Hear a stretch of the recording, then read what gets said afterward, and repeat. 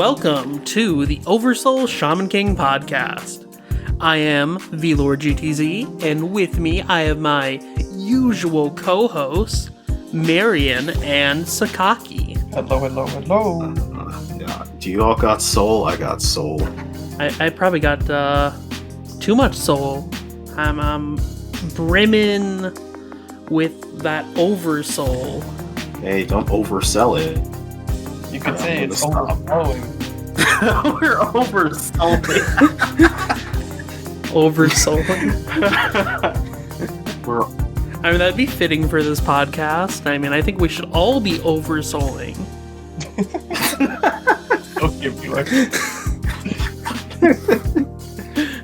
But yes, welcome to another wonderful episode. And this time we are talking about volumes 4 and 5 of Shaman King, the Kodansha USA release. And last time we ended off at a pretty fitting spot where, like, the Shaman King fight itself is about to begin. The whole point of the manga. Yay. Only 4 volumes in. That's record time. Yeah, honestly, thinking about it, that's quite a while for, like, the titular combat to really start here. Because you have those first 3 volumes, which have some really great stuff, as we've talked about. But yeah, for a series, especially a Shonen Jump series, where it's usually sprinting out of the gate, as most do, here in Shaman King, it really kind of just takes this time to establish these characters, kind of get you used to Yo, Manta, Anna, and the whole cast, and then it kind of goes into the main, like, meat of the story, which is kind of refreshing. Yeah, no, I really like that about that. And it's interesting because as we were talking off of mic a little bit, the anime actually skips all this. So it was like, nah, you guys did. Let's just get right to the fights, you know. So it's interesting to see read the manga where they actually did take the time to kind of develop the characters.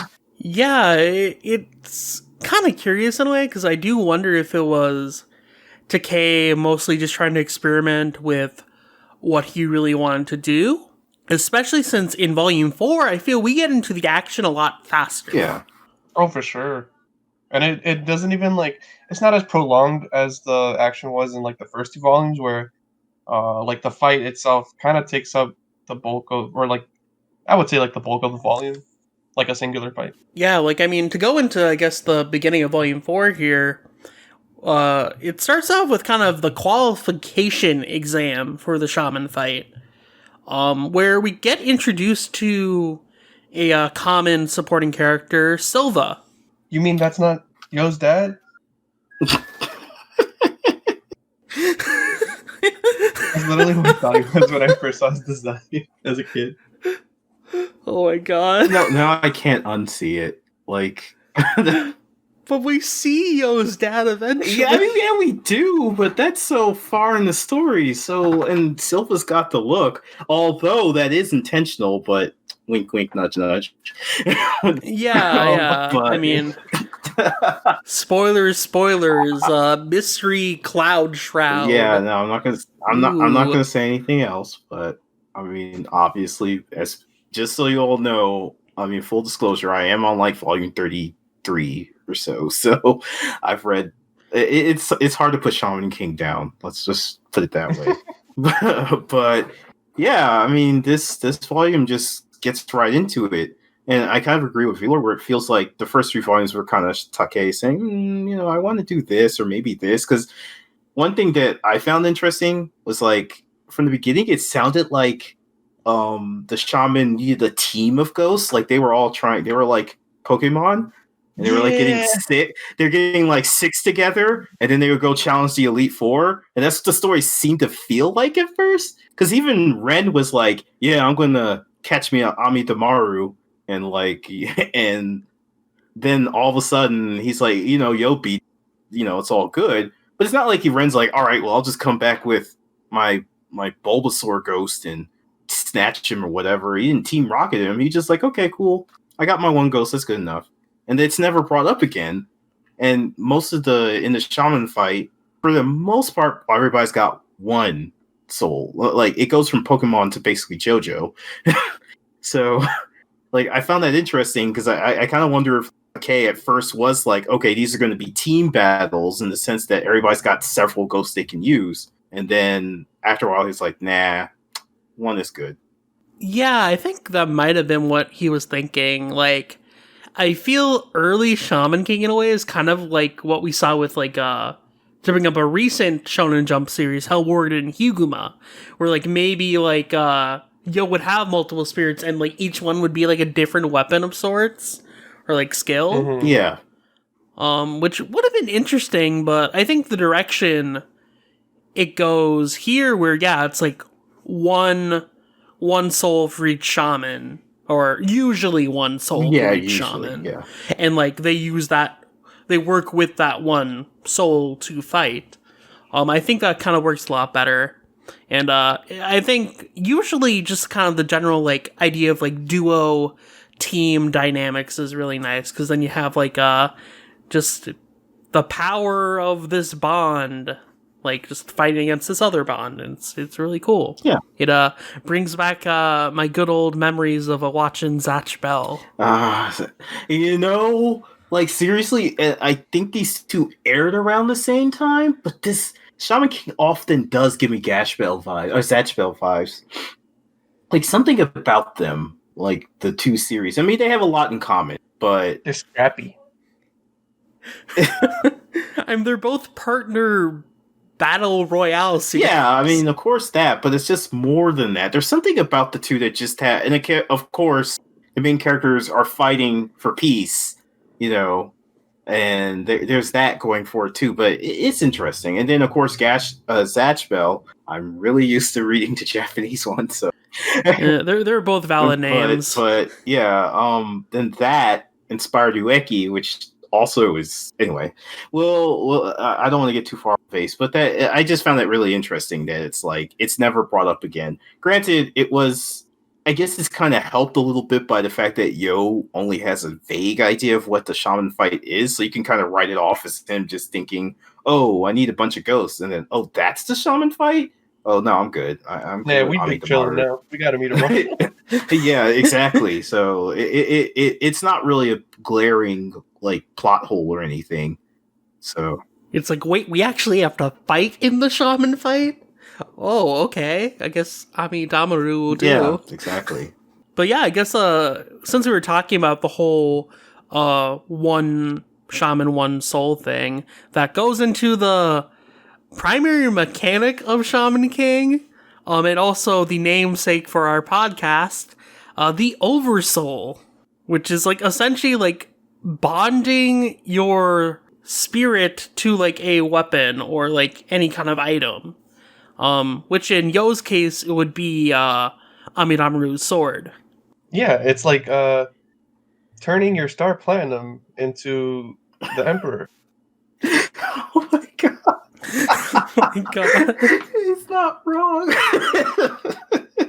I gotta say, though, I really love Yo's initial Oversoul. Like, how it's kind of like this like angry looking version of Amidamaru clenching onto the sword. I fucking hate it. It looks like an angry like one of those edgy Ninja Turtle designs. I don't like it. It does. That's what's so great about it, though. I love Ninja Turtles, but I hate that kind of like blocky look, and it's just like it looks nothing like Amidamaru. That's it doesn't, but it is so cool looking. I mean, It's like Yeah, no, I get. Ninja Turtle, but it's also like an edgy kind of Pac-Man like fucking. Okay. I mean, I'm the guy who likes Shiro's weird archer arm in Fate Stay Night Heaven's feel. So maybe I just like big arms. That's just an arm. It doesn't have a fucking face on it. Yes, but it's a big arm that does badass things, and that's what this essentially is too. I mean, no, I'm looking at it now, and I see what Marion's talking about, like the blank irises, like the grimace. Like, yeah, no, I get what you mean. Yeah, I get what you mean. Now I can't unsee it. I can't. But yeah, I mean, now I'm singing the Ninja Turtle vibe, but like, I still like it. Instead of it's like not- Hulk smash, it's like Amida's slash. Oh my god. I mean, I will say it's not the prettiest thing to look at, but I guess it kind of represents that this is Yo's first Oversoul. Like, this is his first. As the series goes on, it gets more refined. So I'm willing to give him the benefit of the doubt for this, just because it's like, yeah, it's my first day. Yeah, I mean, when you think of it that way, like, looking at the design, it's literally just the raw soul, like, affixing itself to the sword. So yeah, as like Sakaki says, as we go on in the series, like, we see that Oversoul become more complex and a bit more refined, which is kind of an interesting way to reflect, like, Yo and Amidabu's increase in power over the series. Yeah. But yeah, essentially though, to like defeat Silva for the qualification exam, like, Yo basically has to disarm like Silver's Oversoul, which he eventually does, of course, because he's Yo. And that's when we kind of get into the more main meat of the competition itself, where, like, Yo is basically paired up with a bunch of different shamans that are competing in the fight, and he essentially has to fight them to move on. Yo, VLord, before we go on, though, I can't let us continue without talking about the Silva's totem pole cannon. Because that is... Oh, yes, the totem pole cannon. That's the most fucking ridiculous thing I've ever seen, but I love it. It reminds me of that one gun that you have to, like, get all the pieces of in Smash Bros. I forgot what that thing... I know what you're talking about, though. God, I forgot the name. Say what? Didn't they put that in Smash? Isn't it from Kirby? Yeah, it's from Kirby, but I forgot what it's called. Yeah, you gather all the weapons. Like, I know the flying one's Dragoon, but I don't know what the cannon one is. Yeah, I don't know what that one's called, but I know what you're talking about, though. Yeah, you gather all the pieces and shoot, like, you know. Yeah, it shoots the giant laser cannon. That's literally what it reminds me of. Yeah, and the page where he reveals it, where it's like an underhead view, that's like... Yeah, the angles and then like the foreshortening and like the way it was just like framed, it was so cool. Yeah, and the SFX at the top with the do.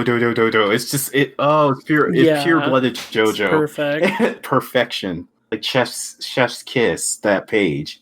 Like, it's such a stupid thing in concept, but it's so amazingly done that I'm willing to forgive it. That's the thing, though. Shaman King has so many weapons and like oversouls like that, where it's like, okay, it's this like really giant absurd thing, but it looks cool, so don't worry about it.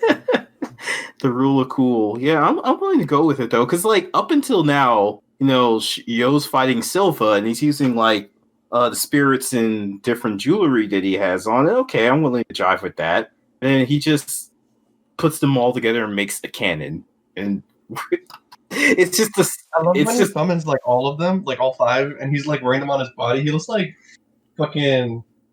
I don't know. It's like he has like the pieces of Voltron, but then like, kind of... okay, like the mouth of the cannon also kind of looks like Voltron's face. Okay, well, I could see Takei definitely taking like inspiration from that. But yeah, no, I'm sorry. I had to bring back the cannon, and if there is one other thing I want to just say before we move on, it's just when Yo gets handled the Oversoul for the first time, I just like that it flashes to Anna and she's like, oh, he's late. And then he's like, she should have made my dinner by now. And the thing that kills me is just Monta in the background. I don't know why I'm making it then. I don't know why I should have to do it. I mean, what else are you doing, Monta? Let's be real here. For real, but it's just that Tsukomi Bokeh, the straight man and gag thing. It's so very good in Shaman King. Yeah, agreed. Also, Silva for Smash. I mean, yeah, forget Goku. Let's get Silva up in here. Yeah. But unfortunately not like all the qualification exams go as smoothly, because Ren literally decides to beat his by killing the proctor. What an ass. Yeah. Right? Yeah. And as kind of effed up as it is, I do love when like all the other Patch Tribe people find his body, Silva's like, oh no, it's Chrome, the one who loved to sing and dance. It's like, it's such a random detail. And if I recall, like, it's not even the only time they mentioned that he loved to sing and dance. He was the life of the party. How are we gonna party without Chrome? I'm gonna need a party to think about this, guys. Oh my god. Like, yeah, it's such a Togashi-like thing, too. Like, just extraneous information that doesn't advance the story whatsoever. Like, you're finding out this guy's powers and also where he went to college. It's just... yeah, I'm on that page now. In all seriousness, though, like, here you really see, like, Silva being far more conflicted about the whole shaman fight and kind of the morality of it, which is, a nice little setup for, like, as we kind of learn more about the true nature of the shaman fight and, like, what it is. Because, like, yeah, like, Ren committed murder, like, undeniably, but that doesn't disqualify him from the fight. So it doesn't really paint the shaman fight in the best light, because, like, the fact that, like, people like that can still be a part of the shaman fight just kind of makes it concerning. And, you know, and I made that joke just now, but man, it does remind me of Hunter x Hunter, how the Hunter exam people, like, remember the last round was like you could kill somebody and you could still be a hunter. So that it kind of reminds me of that vibe too, where it's like, okay, wow, we're led to believe this thing is a good thing. Well, maybe not a good thing necessarily, but at least not an evil thing. And then somebody is like, oh yeah, murder's okay. And then it's like, wait, what? And the heroes wanted. Yeah, it's like the heroes have been striving for this thing, so you think it's a good thing. And then it's like, wait, no, they're allowed to just murder? Oh. Then why does Gon/Yo want this thing? Yeah, and what I like about this is we see, like, during the qualification when Anna's talking to Wanta, and she's trying to explain to him why, like, even with his like temperament of being like a slacker or whatever, the fact that he wants a comfortable life is, like, in a way, like, a much more pure, like, ambition. That'll mean that he won't be, like, as corrupted or like tempted to do, like, bad things, I guess. And yeah, like she says, nothing. That's why nothing bothers him. He's not a slave to ambition. He'd never choose glory over freedom. And that attitude lets him think outside the box and makes him capable of great things. And then, like, I think this is the first time that she says, like, oh, that's why I love him. And the fact that she's so like upfront about it is really refreshing. Yeah. Yeah, it's like Anna might come off as kind of a tsundere at times, but it's like, nah, she actually is pretty fairly open about caring about Yo. Like, she just wants Yo to not be a slacker. Yeah. It's not even that she wants him to not be a slacker as much as that she gets why he is what he is. And it's like, yeah, like, yeah, of course she would like him to work a little harder, but it's not like she's asking him to change. So that, which I like that about the relationship. And another thing I mentioned off of Mike was that the anime sort of changes that dynamic a bit. But to be fair, as we're talking, as I think about it more, I think it's just the anime is just a victim of the fact that the manga wasn't completely out when it was done. So they had to go grasp a lot of things and change things. And then probably, let's say the Shaman King anime had been able to come out after the manga was completed, we might have seen something a little different. But that's kind of basically like the writing is still basically the anime staff at this point, like the characterization and stuff. Yeah.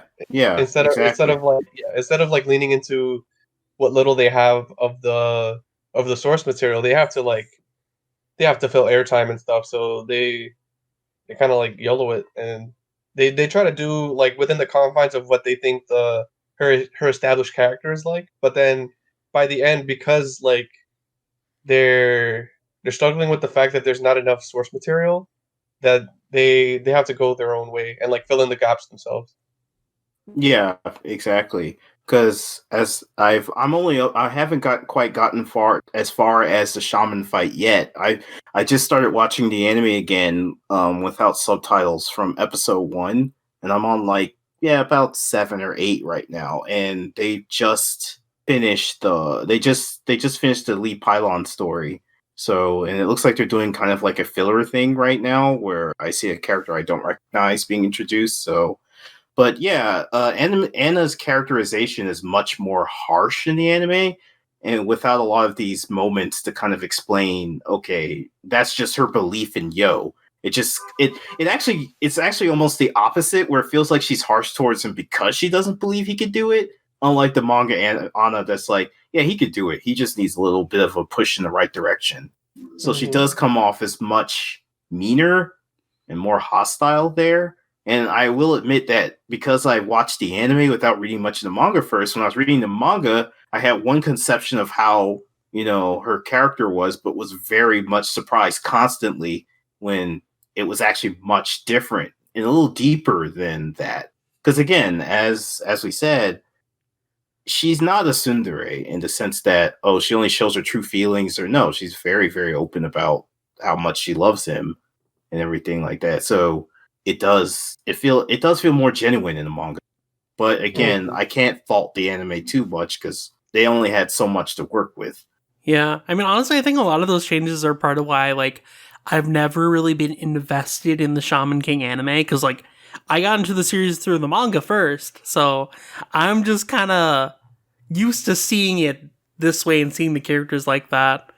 So yeah, I mean, I do want to actually go back and watch the anime, especially with the new one coming out too. It'd be a nice little comparison, because I know, like, the anime eventually does fully diverge once they go on the actual road trip part of the story. I want to say, I mean, there are a couple of like little bits here or there where they do kind of give a wink and a nudge that they are aware of what the manga's doing, but more or less, yeah, they diverge completely at one point.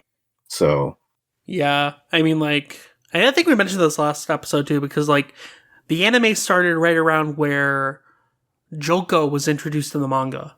So, like, it wasn't super far in, and, like, that's only, like, halfway through the series. So, I think at one point, I think recently the director even said, like, yeah, when we were, like, producing it, we were told to just do our own thing.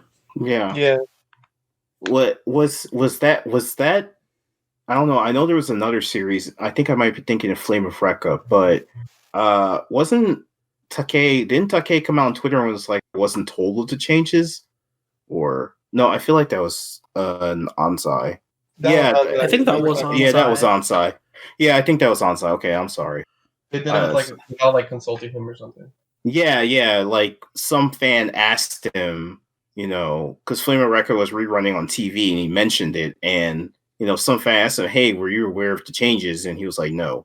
So, or did they consult you about changing stuff? And he was like, "No." So, okay, that was Ansai, not Takei. I'm sorry. Yeah, I mean, from what I understand, Takei is, like, pretty happy. Yeah, that makes sense. That makes sense. Actually, yeah, no, I'm an idiot.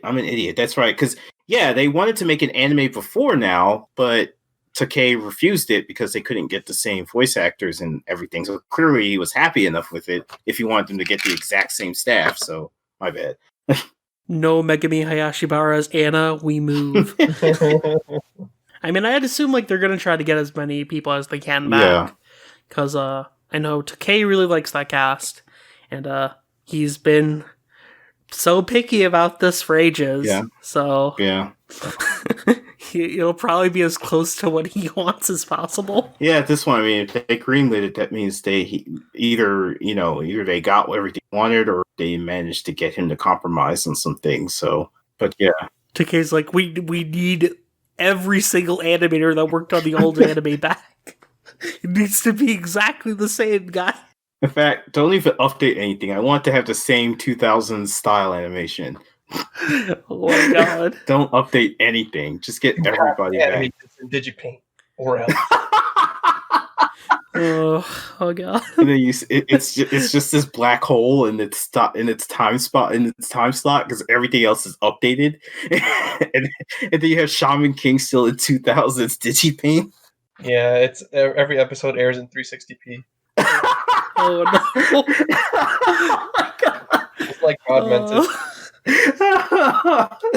But we should move on here. Yeah. One thing I do want to note though, kind of going back to Ren's choice to like kill the Patch Tribe member that was his proctor, is like the chieftain like even says like the Great Spirit can't like foresee like who is good or evil, who's gonna end up being good or evil, and like that's not something that can be really true or false, and like outcomes are what really matter, which I feel is kind of the theme of Shaman King in a way, as we see with characters like there's no single delineation of like, okay, this character's just completely good, they're a pure boy. So yeah, I think that's a very good foundation for a lot of the elements Decay brings in moving forward You here. see, like later on, like as we get more fights in, like coming up, like the first fight that as part of the actual shaman fight that Yo has, he goes against Horo, and he has like his own dream and stuff, and it sets up this narrative that like for like the people aiming to be Shaman King, that they have like their own goals that they want to achieve as the king or whatever. So like it supports that decision that the chieftain made, because at the end of the day, it's almost like right makes might, and basically like the winners get to set their own narrative. Yeah, it's like the saying goes, like history is decided by the winners. Yeah, like that. Yeah. Very true. Yeah, and I mean, speaking of horror, like Marion said, the first fight that Yo has to compete in is against Horo, who is an Ainu, which I completely forgot about. How dare you? Right? Yeah, he's the OG Golden Kamui. When I was reading Fight, Yo versus Horo, like, my mind went to Golden Kamui. I'm not even going to lie to you. You just gotta replace Usurpa in Golden Kamui with Horo.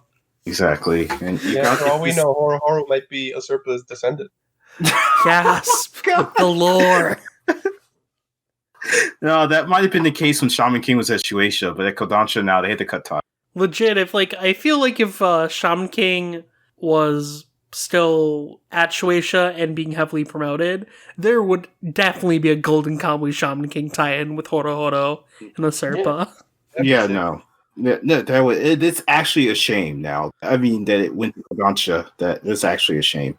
There's some things you can't do at the holy sanctuary of Kodansha, apparently. Apparently not. But yeah, this is Yo's first, like, I mean, well, not first, but I mean, aside from first official fight. Like, I mean, the stuff with Ren and his family wasn't really official or anything, and we get his battle outfit, which is just what he was wearing when he was like 10. He was like 10 years old, which I love that Anna just makes him the same outfit again. I like that little element. Yeah, I love like before the fight goes underway too, Anna's like doing the little gag where like she's boxing. Oh yeah. I'm just thinking, oh, it's Ashita no Anna. Oh, I love how she also like whenever she like whips Yo into shape, she's like she gets like possessed by like the spirit of this innkeeper or something, and then there's like these background gags where you see her, she's reading a book about like how to run an inn and shit, and it's like she's really getting into her role as like inheriting that like that hot springs inn. Yeah, really Fumbari. Yeah. And I mean the fight itself is like pretty nice. Like it's a Takei fight. It looks good. It has a lot of action. Horo's partner is a Kodo Poker. I don't know how to pronounce that at all. I think it's Kodo Poker. But like, yeah, but like the soul's name is Kodo. Like the Shogakukan magazine? No, just Kororo. Like the heart? No, I'm kidding. I mean, like, Takei does publish a series in a Kodo magazine. So. That's true. But yeah, so like with Kodo, Horo is able to like use like this ice power through like his snowboard. Yeah.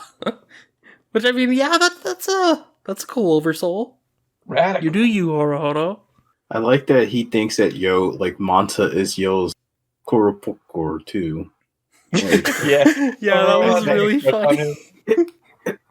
and even Coral like falls in love with Manta. That's so funny. It's so pure. It really is. Like Manta's like, what am I supposed to do here? And they're all just having a good time at his expense. It's kind of great. I think even Silva makes that joke later. It's time for Manta to change jobs. It really is. He would have been more involved with the series. It's just taken anyway. Yeah, the spirit, right? Like during the fight though, like Horo and Yo kind of do have a little bit of a battle of ideology. And I do like the one part where Yo's like, "Oh, I can just make your dream come true too." Yeah, I really like that. I really like that actually, because that's so Yo. And it's funny because if he does, it goes back to what we were talking about. He does become the Shaman King. I could see him being like, you know what? Let him have what he wants. I'm good. Yeah, everyone wins. Exactly. Does it? He's like Oprah. You get your dream, you get your dream, and you get your dream. So, like, yeah, it kind of keeps the series interesting in that sense, where it's like it's not like Yo has a singular dream. I could just see him making friends with everybody and trying to get everybody's dreams. So it makes him that much stronger for main character. Yeah, especially because of the fact that his dream is so simple. It makes sense for him to be like noble enough to take on the dreams of his friends. Yeah. Yeah, exactly. And like eventually, yeah, Yo does overpower Horo, and like essentially to win the fight, like they essentially just need to have one of them deactivate their oversoul, which is what Yo does. And then Horo joins the Yo harem of sorts. Nakama Getto.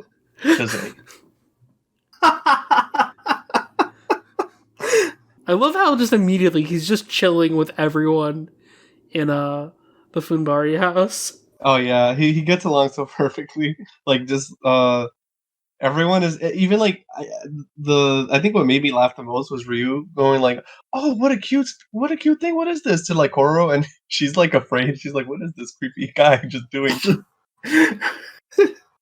Yeah, it's the beginning of Ryu just being into really cute and small things. It's just, and then that's like he's like, "So you're saying I could if I'm a shaman, I can get a cute spirit like that or whatever?" And he's like, "That means I got to be a shaman." Like that's what really like pushed him over the edge to like, yeah, I should be a shaman. Ryu confirmed for the strongest gap moe.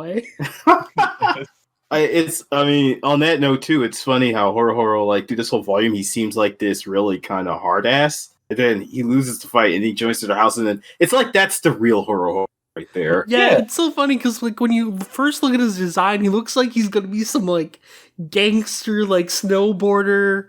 Gangster snowboarder. The 2 words I've never expected to say. But no, I get what VLord's saying. From his, from the last episode, Joey pointed out they look like Zoro, like for a panel. So you would think that that's the kind of attitude he'd have. He'd be Zoro, and then he loses the fight. Yeah, it's interesting too because like for the Kodansha release, like usual, it has the redrawns for the series from the Kazunbans. And yeah, for like Horo, a lot of his introductory designs are redone. So he looks less menacing, but like his hair is a lot sharper and more detailed too. So like it still kind of gives off like a menacing vibe in a slightly different way. Yeah. Then he just loses all of that. It's like when he knew he had to fight this thing, and once that pressure was off, he felt better to be himself, which I kind of like. Yeah, he's just chilling. Which I mean, like he's still in the shaman fight technically, because like it's not like if you lose one fight, you're just out. Like it's like you have to win like a certain amount of fights. So Horo's still in it to win it. Oh, guys, I completely forgot that he had a sister until I reread this point. Oh yeah, he does. I was like, she doesn't show up that much. I'm like, he has a fucking sister? Why do I not remember this? She was so irrelevant. I mean, to be fair, she's like Anna Light. or Diet Anna. Yeah. So They had the same kind of mentality about training. It's yeah. Anna Zero. I was trying. I'm just laughing because Mary and I had like a sidebar. Mary and I had a conversation about Gege being like basically. I said Togashi Light, and Mary said Togashi Zero. So it just reminds me of that conversation.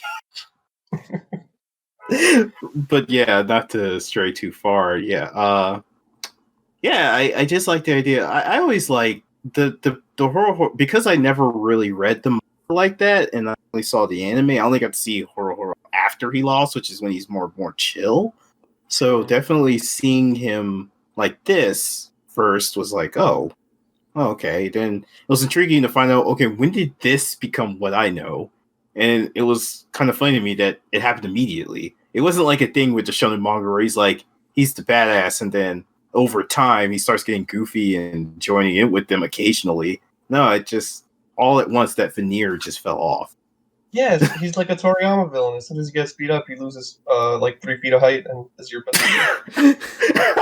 I mean, that's also JoJo villains. I was just about to say that's like that's like in part 4 with the one guy who just like tries to get it with Koichi's mom. Then Koichi beats him up and he loses a bunch of height.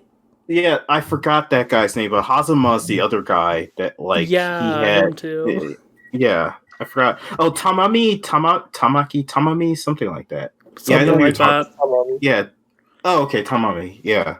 So yeah, it's just that Horror at least kept his height. Thank God. It would have been funny if Ryu lost height, because like Ryu's pretty tall, but Horo probably should not get smaller. No. I think it went to his hair, because his hair gets longer after this part. Well, I mean, dang, I want to make a joke, but that's a spoiler. But yeah, I mean, he gets bald? No, okay. No, I'm kidding. Are we? I know. Can I say it? Go ahead. I don't care. I mean, if you really want to. No, it's not that big. It's not that big a spoiler. But eventually, Shaman King fights. They become teams. I mean, obviously, I was going to just say he joins the team with Ren, and I was going to call him Team Hair because Ren's hair also. Oh, okay, yeah. like Ren's hair is also very emotive. So you got Horo's hair too, and then. Yeah, they're the hair squad. The hairspray, Team Hairspray. There we go. Oh no.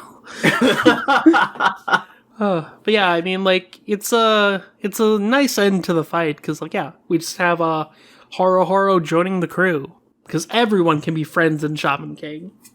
Yeah, we'll see how long that lasts. That trend. It's not gonna last very long because the next fight is versus Faust, and he's like.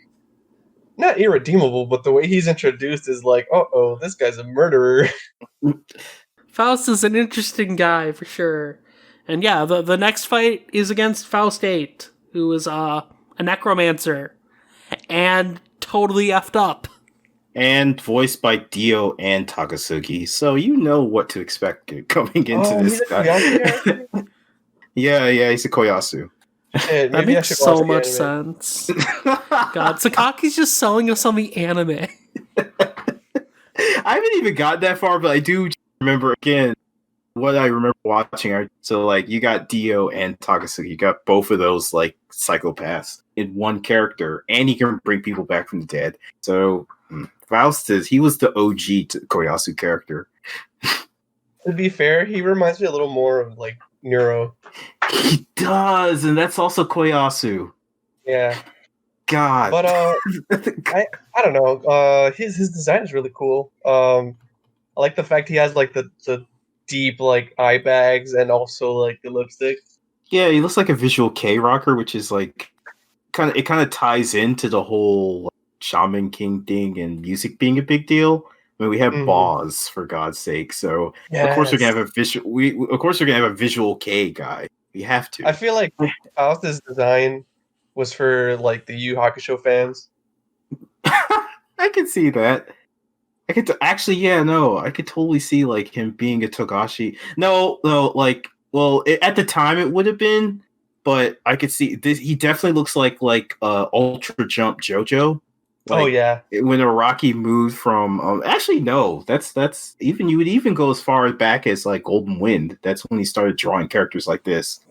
Yeah, he looks more like I'd say a Golden Wind villain. Yeah, yeah. he's very lanky, and then like I love the way he's introduced, where he's just like, oh, he's this nice happy-go-lucky guy or whatever, but then like he has like this huge thick jacket or whatever. And I'm like, I don't remember his character being like fat or whatever. What the hell is in his trench coat? And then like, ding ding, he opens his fucking trench coat and there's a skeleton, and I'm like, oh yeah, that's right. Faust knows that thick sells. Jeez. Because yeah, he's yeah. a necromancer. Yeah, no, everything about Faust is just like he's. I used this phrase for something else like yesterday when Mary and I were talking, but he's like Ren. I mean, I wouldn't say so much that unlike Ren. Ren was kind of the starter pack, the first villain to tell you, okay, the series isn't just fun and games. And Mary is laughing because they know where I'm going with this. Like Faust is kind of like that RPG villain where it's like, I hope you were paying attention to the tutorial because this because like the series becomes way like Ren was one thing, but then you get Faust and like everything that happens in the fight against Faust is just, if it's not fucked up, it's just really, really unsettling. Yeah, I mean, he rips open Manta. You can't rip open our straight man. That shit was brutal, and it's also like, it's not like super gory because you don't see like his like intestines or whatever, but like the visual imagery of like you see his rib cage and his skin is like pinned to the ground, like as his chest cavity is opened up. Yeah, I mean, you see all his Manta meat. Yeah. What? Excuse me? His Manta The meat. fuck did you just say to me? His Manta. What? The Manta meat. There you go. I never want to hear that again. Okay. That sounds disgusting. I remember. Oh my God. I don't know who said it, and it might have been something I just sort of picked up on Twitter. But you remember, Shaman King was being published in English Jump, Right. so a lot of people just bought this off of the stand and saw true. this. So, like, I Imagine being remember a one kid person. reading that shit. Yeah, like, I mean, up until now, everything's pretty. You had other manga out there, but it was the kind of stuff that wasn't. I won't say it wasn't accessible, but it was expensive as shit. So you weren't some kid buying like freaking Ranma or something, as expensive as it was.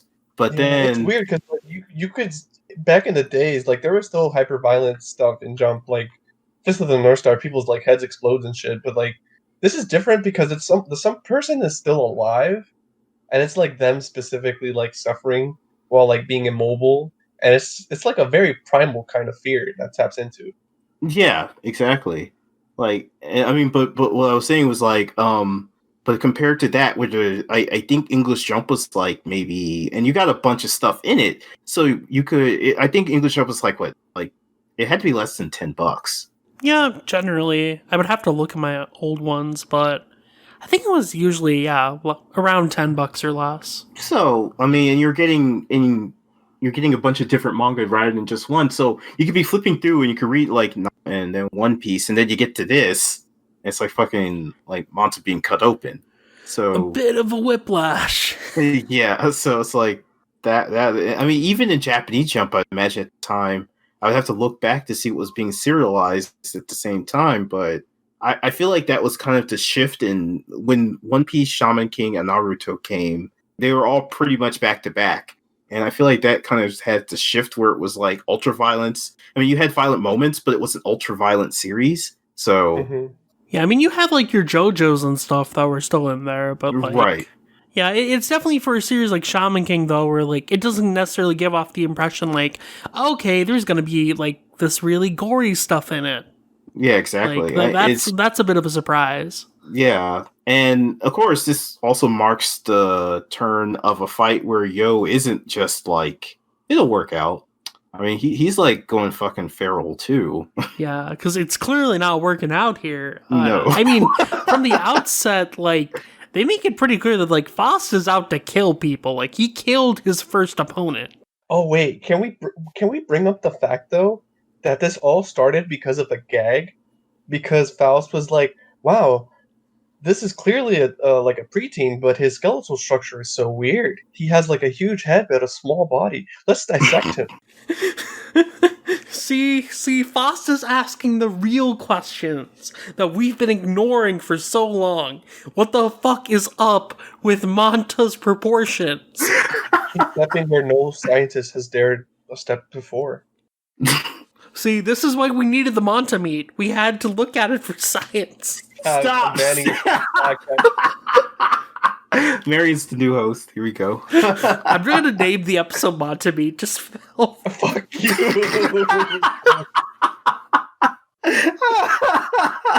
Christ! It sounds like some fucking like mystery lunch meat bullshit. That's Fucking, the point. I hate it. I need a minute. But yeah, like, no, actually, that's a great point, Mary. It's like, it starts off with this really funny kind of fourth wall gag, and then it becomes something terrifying. It's like, yeah, Faust is like legitimately ripping open Manta, and like you can really see Yo is not taking it well, because like Manta is like his first like genuine friend, and you see your first friend just being ripped open by this psycho serial killer doctor. Yo's experiencing what I like to call Goku PTSD, because like PTSD. PTSD. Fuck. I need to go to bed, guys. That's it. Good night. No, but like every character since Goku has this moment where they just they feel Goku's pain watching Krillin being killed. It's just it just keeps perpetuating itself through every shonen after that. Yeah, it's Shonen Rage. That's even better name. Faust like, is like not. Oh, go ahead, Marion. It was a bad joke. I was gonna say it's like Yu-Gi-Oh! Bridge Brooklyn Rage, but it's Shonen Rage. Oh no! Oh no!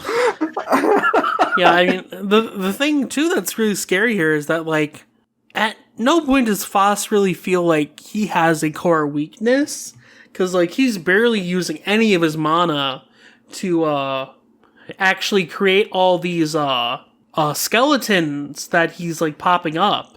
That was like a really cool like reveal or whatever. He's like, I'm not even using half my strength.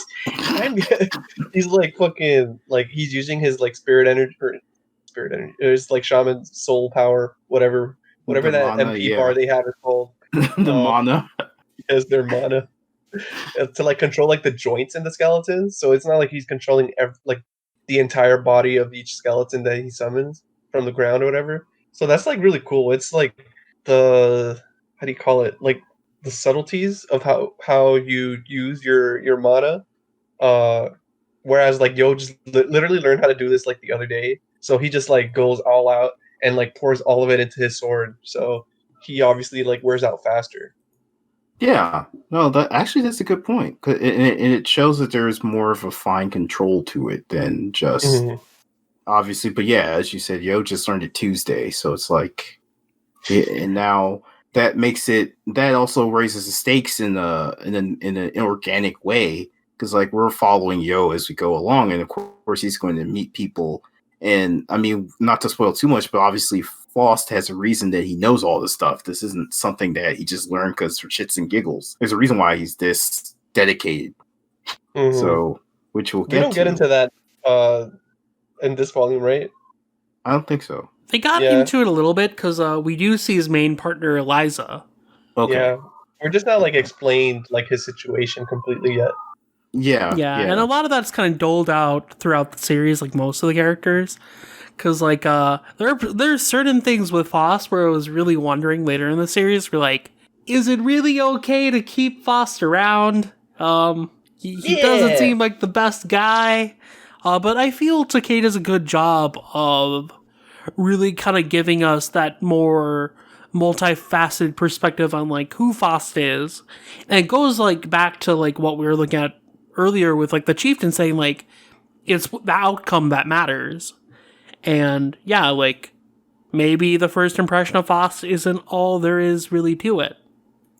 Yeah, I mean, and it ties in well. I mean, being multifaceted, it ties in well with the fact that what they said at the beginning of the series, which is people who can see ghosts can't be bad people. So already, it's not like that's a throwaway line that just says, it actually is something that no matter what happens in the story, Takei never forgets that one core value.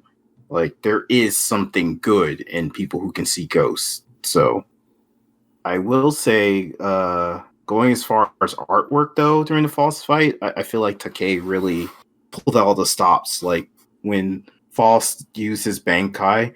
Oh my god. I can't believe Faust predicted Captain Yamamoto's Bankai from Yes, the Bankai that he didn't use until after Ryzen. VLord. But yeah, like, what page is it? Yeah, page 117 of volume 5, where he's using Bone Dead Reborn. Like, all these skeletons are, you see some skeletons just going, like, in the air. Some of the, like, they're all doing things. It's not just like a row of skeletons. They're all very dynamic in what they're doing, and a couple of them just have their arms in the air, just ready to go. and I love it. I fucking love the way that all the skeletons are shaded, and it's like it's really detailed inking to the point where it feels almost like all of them look like they kind of look like 3D models, just because of how sharp the shadowing is. Yeah. I really like that too. Like, you could say that, I mean, obviously, as we've said a couple of times throughout recordings of the show, that Takei took his time to read. I would actually be really interested in seeing what the original page for this looked like if it looked just like this. Wait, so which page is that? 117 of volume 5, but I don't know what that translates to in the Viz release. Okay, I found it. Yeah, I mean, it looks roughly the same, I think. I mean, I'm gonna pop up the page on both sides here. Yeah, this looks nearly identical. Okay, so Takei is just that much of a beast. Based Takei.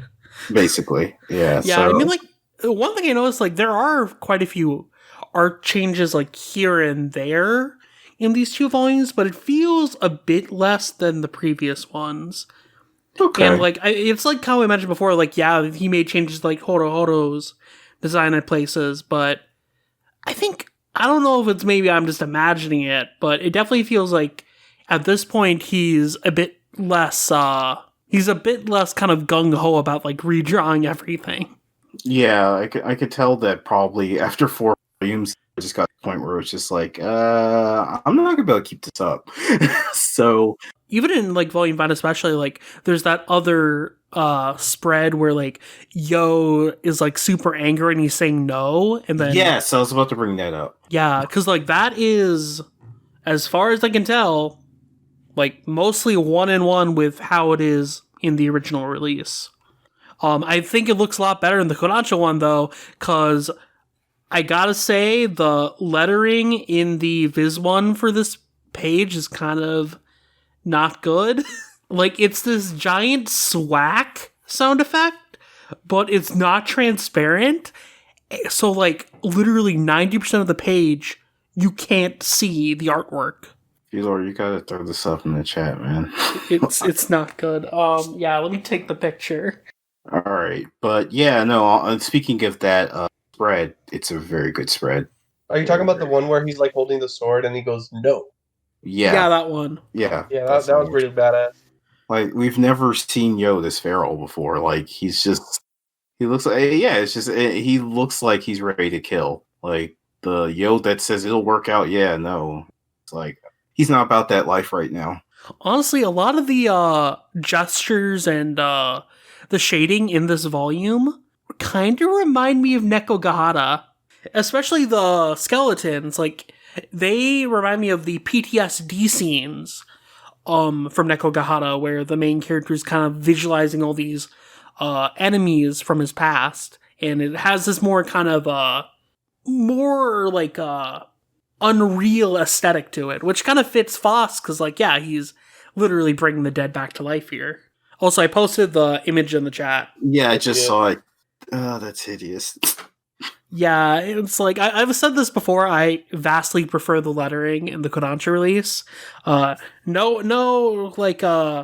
big jabs at the Viz one. Like, I think it was fine for the time, and there are some good lettering at places. But I think on a whole, I definitely really like what Janla and Ivan Conception did for the Kodansha release. Yeah, dude, I think one of my favorite pages is 126, where he's like, stand up and fight, Faust.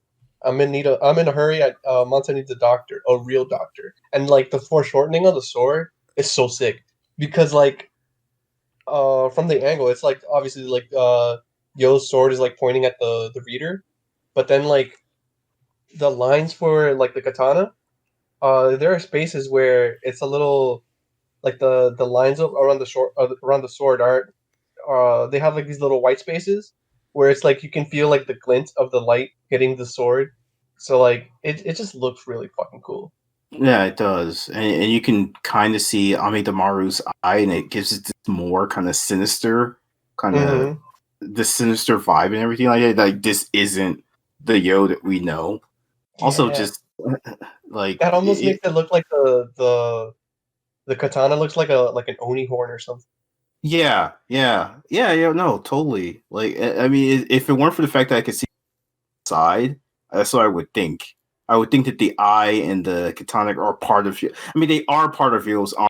I think that they are like growing out of him rather than being part of a separate being.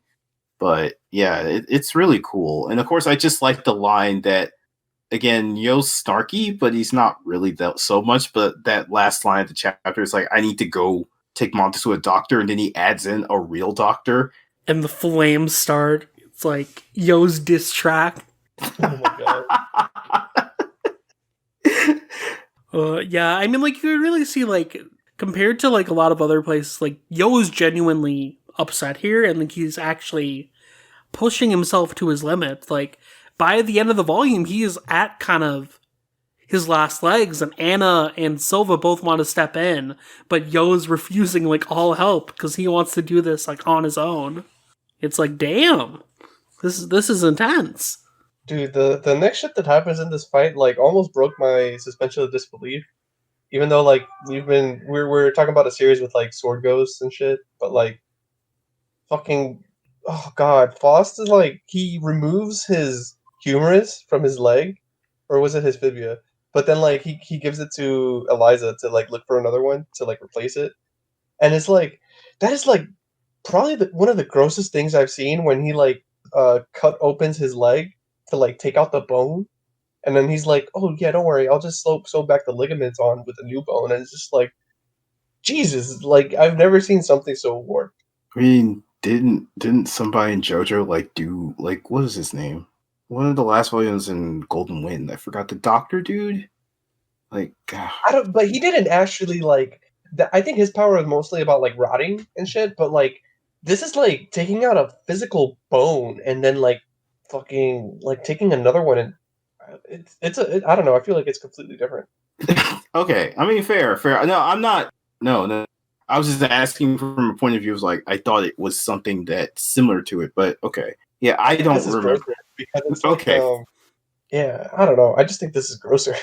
It's gross, but at the same time, I find it so entertaining. I don't know. I'm into fucked up shit, so the reason I like it. The reason my suspension of disbelief wasn't broken was because of the fact that it's, like, so visceral. Like the detail in, like, the leg, and, like, it almost looks like the muscle around is, like, rotting. So, like, yeah, it's, like, also, like, the fact that the guy, the bone is, like, sticking out of his body too, and it's like, ugh. Yeah. No, so it really kind of, like, draws you in, whether you feel comfortable with it or not. Comfortable. I don't know. Some people might be like, "Oh, hey, cool, live bone surgery. I like that." You know. Yeah, I guess he took a page out of Blackjack or something. Oh no! If we brought like our friend Meowth 900 into here, she'd probably be into that. Oh yeah. Yeah, Bring in she the loves heart her. emojis. She loves her some gore, so yes, and a hot guy doing the gore. So Yeah, I True. mean, I'd say Faust is pretty attractive. I mean, yeah, I can't lie. I mean, dude's got it going on. If you weren't Like so Sakaki creepy, said, he's like a visual K yeah, looking guy. yeah, he's like, I mean, one of those rocker guys that wears a whole lot of makeup. You know, yeah, I could totally see him if he didn't want. If he weren't doing this, he could totally tear up the circus visual K guy. I love on page 140 when he Yeah. has like the skeletons like propping him back up. Like it's like the two skeletons. It looks like they're almost like standing seductively, even though like they don't have any like skin to show. It's so funny. Yeah, no, I'm looking at it like, yeah, especially Yeah. the one in the back, the one They got behind like their him. whole asses out. Yeah. Hey, look, they got the whole JoJo pose going on and everything. it does make me wonder if like all the skeletons like are supposed to be moving the same mannerisms as Eliza. Maybe. I thought you were gonna say that all the skeletons were all girls. And it was like a skeleton harem. Well, I mean, like they'd be acting like Eliza, so I guess technically it would be a skeleton harem. I mean, to be fair, he is a visual K guy, so it would be fitting if he did have just a bunch of groupies that were skeletons. Like on page 164, so he's got skeletons wearing chains. Like, you don't get any more visual K than that. Like, it's a giant skeleton behind him with the like, and also let me say that I like the size that he has. It's like a giant cross with like a razor stuck to it. Yeah, I was just about to mention that. I really love how that looks. The razor part is what fucking gets me because it's so funny. Like I've seen my share of razors because my brother's a barber. And it's just like imagining that it's like a cross and then like a giant razor just like stuck on the side for like a makeshift like halberd or something. At first, I was like, "What is that? Is that a ruler?" And then I'm like, "Oh, wait, that's a blade." Yeah, it's a blade, and like I remember reading it, I'm just that's wow. It's like a giant shaving utensil. It's so great. It's like it's Maybe ugly. Faust wanted a multi-purpose weapon. I don't know. That's obviously what he uses to file skeleton Eliza's nails. Exactly. Okay, no, I accept that. And then like let's go to page 169 where it's basically a cover for one of his next albums. Like, Oh my and, god. and it's even got it's even got the perfect title for the album, The Pale Lover. Like, come on. You can't write better material than this. I love it. I actually took a screen cap of this page because it's so. I don't know why. Like it. This is like the most erotic I've ever seen skeletons depicted. Oh god! And you're Oh not my god. wrong. I mean, it's no, seriously, you got like the house, like the mansion in the background. He's like holding this thing lovingly. And it's got its arms up in chains and everything like that. No, it's very, very erotic. Faust says consent is key. The other Faust cover that I really want to highlight is the chapter 41 cover, Natural Bone Killers. Yes, Where it's like yeah. the cross is in the background, with the blade on it, and it's just like Faust in front, covered in blood, with like the needle in his hand, and then you have this like awesome font for the title. Like, it's not the like usual font that you'd expect. And, like, it looks so cool. It looks like literally like what Sakaki would say for the other one, where it looks like an album cover. Yeah, and the funny part is like the bone is obviously like a pun on born. Yeah. I almost said born when I was saying it. Because like I was like, oh yeah, bone. That makes more sense. That's a tight Kubo title if I've ever seen one. Yeah. No, but you know the thing that takes me out of it though is it's all I can think of is Brooke. So as much as I want to take this seriously, yes. As much as I want to take this seriously, I just think of fucking Brooke from One Piece. Now I'm imagining Foss saying yo ho ho ho and then asking someone for their panties. Yeah. Eliza-chan, can I see your panties? Oh no. I'm so it just takes me out of it each time just because of that. But I mean, yeah, it's a really cool. I like it that there was another one in volume 4 that was like this, where I don't know if that's how it is in the original Japanese release, where obviously maybe the chapter title's in English, and so they just, because you can see the reincarnation is the same font as all of them. So what I imagine is like maybe the title in Japanese was actually Natural Bone Killers in English. They just slapped on, the reincarnation, called it a day. But yeah, so I kind of wonder what the original Japanese release looked like. Yeah, I wonder that as well, because I was looking at the Viz release for, that chapter, and it uses a different font for Natural Bone Killers. So I'm not sure if it's something like Kodansha specifically chose, or maybe, for the Kodansha release in Japan, they might have changed that font.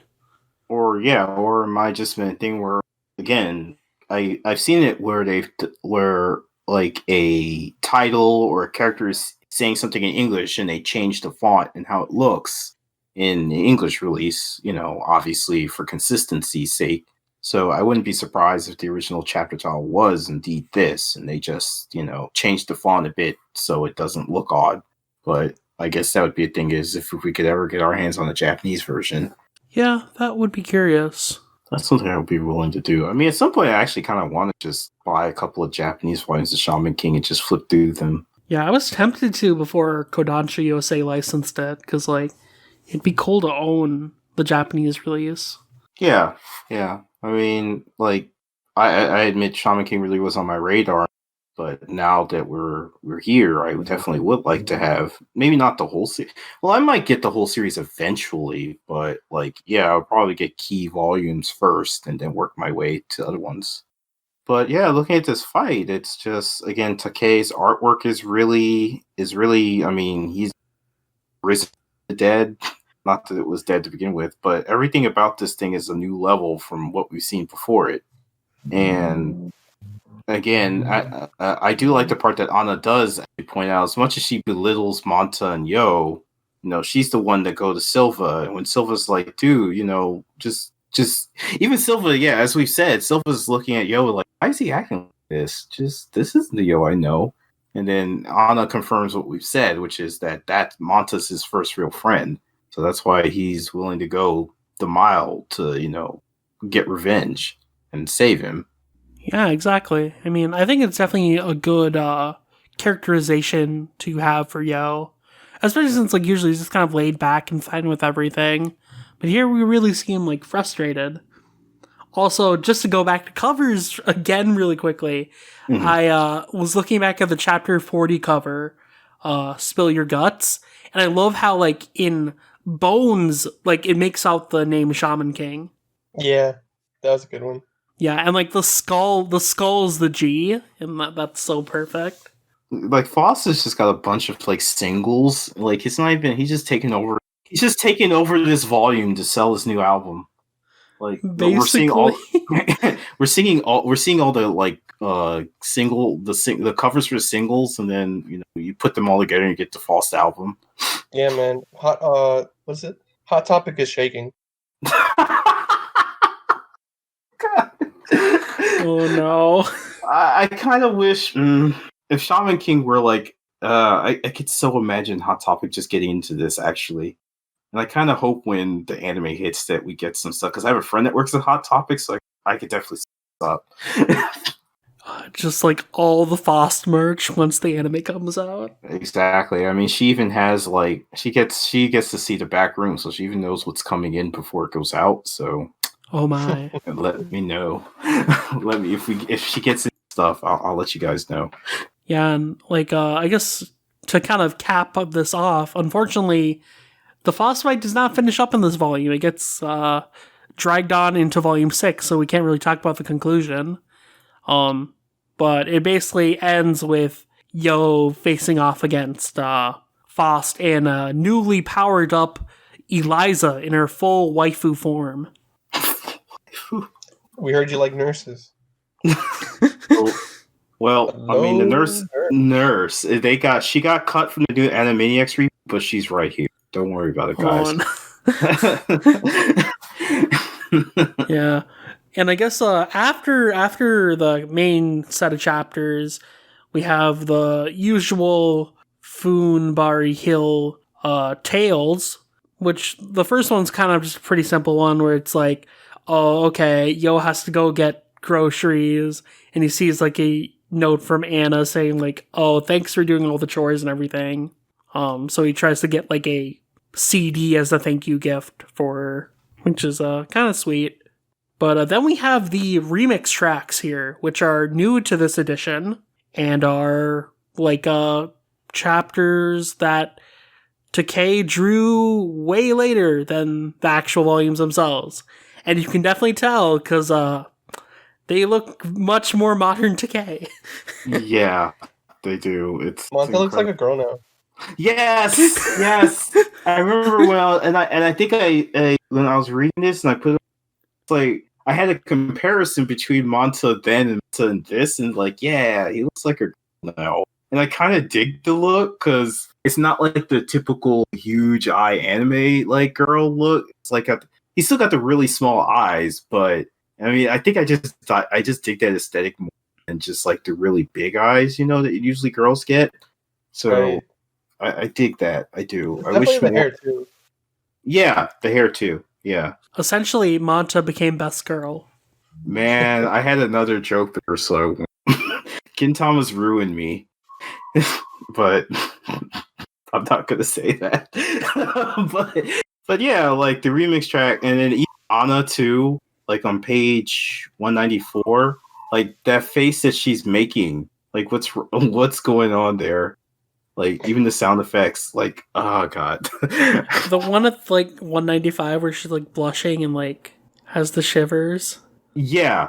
Oh, is it 195?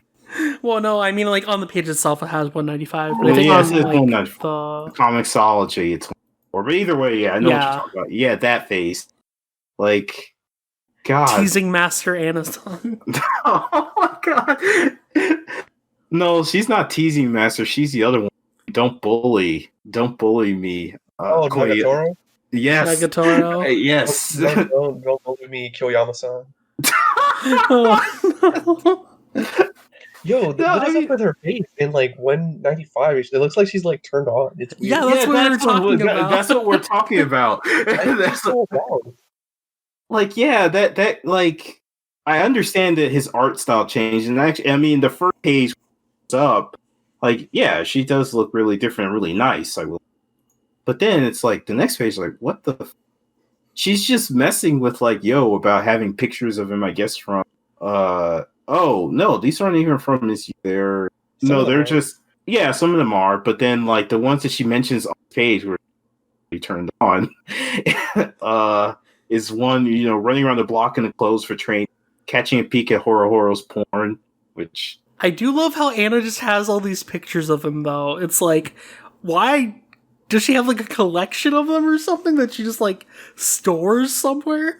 I mean, I feel like part of it's probably blackmail, and the other part, like, that's her husband. Yeah, it's like my husband album right here. Exactly. She likes to be like a voyeur for her husband. Yeah, okay. We divide this up by the thirst section, the bully section, and the, I don't know, wholesome section. Yeah, I mean, she's basically the NASA to Yo's Tsukasa. That's how I look at it. She's like if Tsukasa was as proactive as NASA was. Yeah, exactly. Like that's what this is. But when are they going to bring in the hand-holding buffet? When he becomes Shaman King, obviously. There you go. But yeah, no, I just wonder what's up with that face, because like it's not a thing where she's enjoyed this far too much. She's like sweating. She's so hot from it. It's weird. Yeah, she's enjoying the torture. I guess. I think Takei probably has a thing for her, and he's just like, yeah, I want to draw her sex or something. Yeah, I mean, he clearly does, because she's in like a series, like as the same character. Like, wasn't she? She had her one shot. Yeah, Takei wanted to do like a full series about Anna before like Shaman King was fully conceived. Yeah, in one of the later volumes, like, I mean, much of a spoiler, but he does include the one shot for, and he does say, he did want to make it a full series, but just flesh out ideas for it. Yeah, I mean, I can't complain there. Anna is a great character. Yeah, So yeah. I mean, he clearly likes her a lot, which is why he keeps putting her in all series. yeah, but yeah. I mean that basically ends off the volume though. Indeed. Finishing thoughts for these was like, yeah, it was Faust. I mean, I wish he really did have an album. Definitely buy for that art. So Can't wait for the next volume where we can finally make our Borat my wife jokes. My wife. Marion, why? Because that's what we're looking forward to the most, obviously, from this fight. Exactly. My wife. My wife. Yeah, I mean, I like these volumes. Like, I forgot how like intense the Faust fight really is, because like the Horo fight, it's good, it's chill, it's pretty average, but Flashy, Faust, but low key, low stakes. yeah, but like damn Faust, like ooh, that's when you like the fine stuff. Yeah, like it's weird to think about it because normally when you have the first fight in the series, the first intense fight with the series, that's for like reserved for the biggest rival in the series, which would be Ren, and it kind of stays Ren. So I find that really interesting. Yeah, it's interesting to think about. I mean, obviously, like this isn't the climactic fight of the preliminary shaman fight. There is definitely more fights to come, and obviously Yo's gonna fight Ren again. But yeah, I mean, I'd say it's kind of interesting to see, like, yeah, the second fight being this intense. Yeah. No, I mean, we all say that we're connoisseurs of shonen, and usually it's the second fight's usually the one that you get into. Like, okay, the characters kind of have a handle on their power. Now it's to kind of get the nuance part in, where usually the second fight's being more technical. Like, okay, I can't just brute force my way through this. I have to figure out which. That's not to say Shaman King does something different, and this is we do still get that element that Yo can't just, brute force his way through his fights. But usually the second fight's a little bit more in the main character's favor. I mean, it's like the second fight of the Dark Tournament in Yu Yu Hakusho against Dr. Ichigaki's team. Where it's like they could very easily beat these guys, but they're hostages and they want to save them. Exactly. Yeah, there's something like we've gone from the main character, but then just when they feel like, okay, I could take on anything, then you get a bad guy or opponent that's like, nope, I got something that's going to keep you from using your full power right away. So you have to, figure out another way around it. And that's usually what you get. But in Shaman King, it's kind of like that, but not really. So it is. I mean, that is a good person. Yeah, I mean, I enjoyed it. It's Shaman King. What's not to like? Yeah. So yeah. You can never go wrong with Shaman King. Yep, Faust definitely did not disappoint for like his first appearance. He's definitely like a fan favorite character, and we see why, like off the bat. Yeah. I mean, he has his own novel for a reason. Oh shit, he does. That's true. Unfortunately, not translated yet. Kodansha, pick it up, please. Yeah, no, do something about that. But yeah, I would like to read that because, as VLord said, we get more bits and pieces of Faust's story as the series goes. And I mean, I'm not going to say I'm happy with what we got, but I would definitely like to see more because he's a very intriguing character. Clearly, we need to have Sakaki read it in Japanese and then report back to us. Okay, hey, it's Christmas Summarize season. it chapter by chapter, sentence by sentence. That's basically a translation, VLord. Except it won't be because it'll be verbal. You just have content. You have to write the script, and then I'll recite it in my best impression of Koyasu. Oh. Yes. Okay, that's clearly our Kickstarter goal. That's what we need. our new Patreon goal. Yes, let's do it. But all right, yeah, I guess when we start making jokes like this, we're about finished. So yeah, time to wrap up, folks. So, Marion, where can people find you? People can find me on Twitter at Microwavy, the E before the V, and on Twitter. I also co-host a bunch of other podcasts. Good Friends Anime Club at Good Friends Cast on Twitter, at Haiku Pod on Twitter. That's the Haiku Podcast, The View from the Top. Also, Demon Slayer podcast, obviously at D Slayer podcast.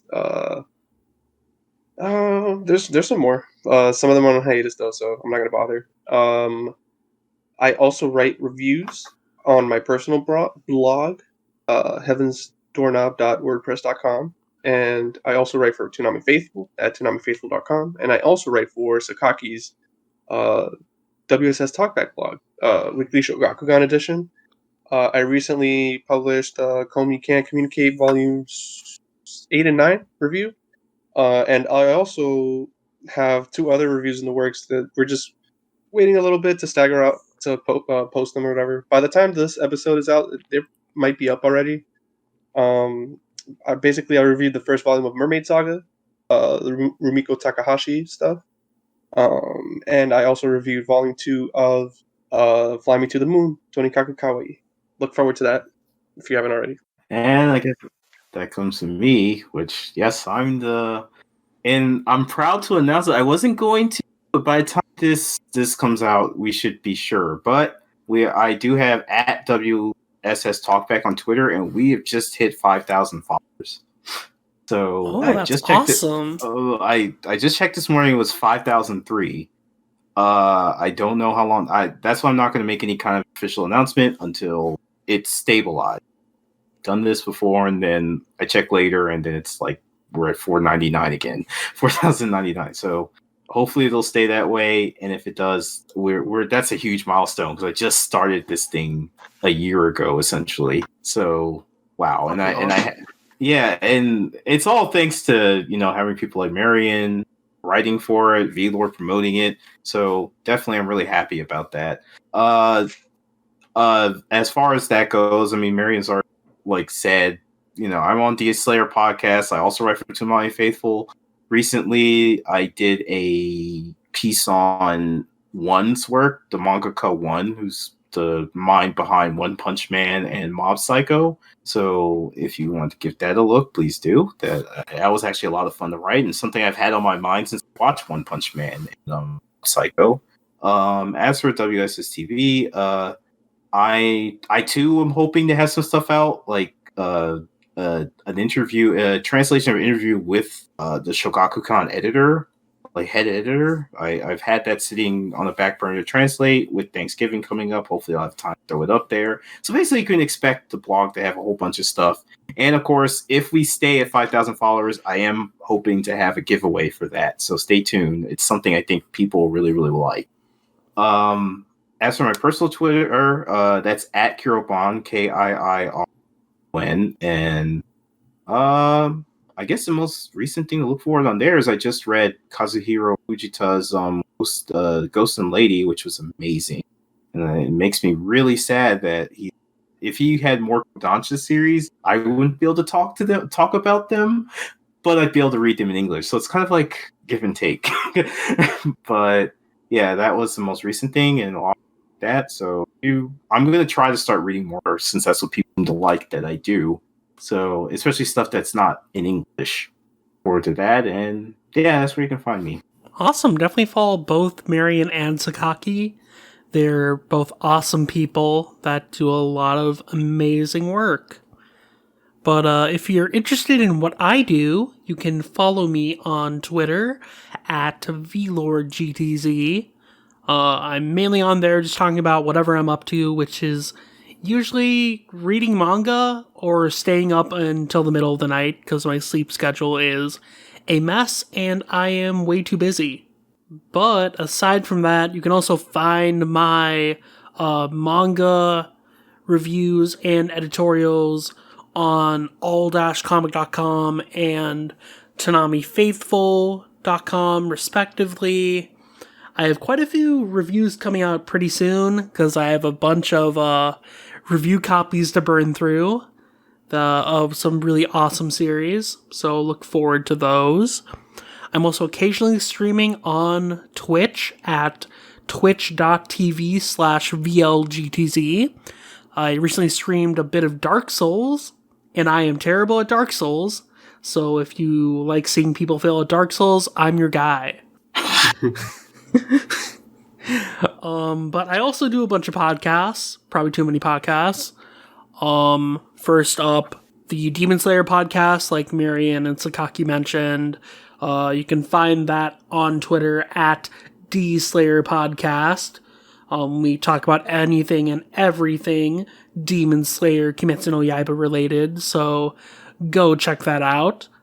I also do an occasional anime and manga podcast called the Dumb Weebs Podcast, where we just kind of talk the shit about anything that we like in anime and manga. We've done a few episodes on stuff like ReZero, and we have an episode coming up on Nishijo as well, so go check those out. And then you can also occasionally find me on the Tanami Faithful podcast. I always forget to mention it, but I'm on, like, usually every other episode at this point. So, yeah, you can find me there. That's on Twitter at Toonami Podcast. So if you're a watcher of Toonami or just like shows that are on Toonami, we usually have a lot of discussions about that. So go check that out.